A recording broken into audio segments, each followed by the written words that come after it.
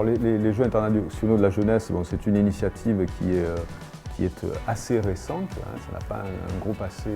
historiquement parlant, mais en tout cas c'est une manifestation extraordinaire qui convoque chaque année des centaines d'élèves, aussi bien des élèves d'établissements français de métropole que des élèves du réseau de l'AEFE. Et cette année, ça aura lieu donc à Singapour. Il était évident pour nous, qui sommes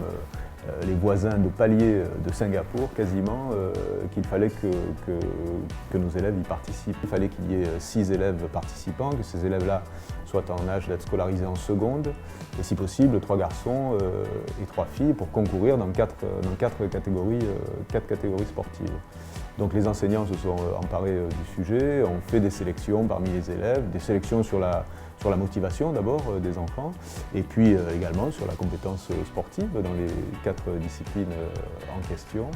Et puis la particularité de cette manifestation-là, c'est qu'au cahier des charges était écrit qu'il fallait que l'on procure également un web reporter qui puisse suivre ses camarades de la délégation sportive en question. Ce sont les Jeux internationaux de la jeunesse, quoi. L'idée, c'est effectivement que toute cette jeunesse internationale là, du monde entier puisse se retrouver, avoir des valeurs en partage, et je pense que le sport c'est un excellent vecteur d'un certain nombre de valeurs que vivent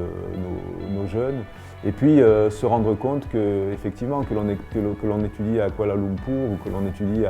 à Montréal ou à Santiago du Chili, on est finalement tous sur la même longueur d'onde, sur les mêmes programmes, avec les mêmes aspirations, et que finalement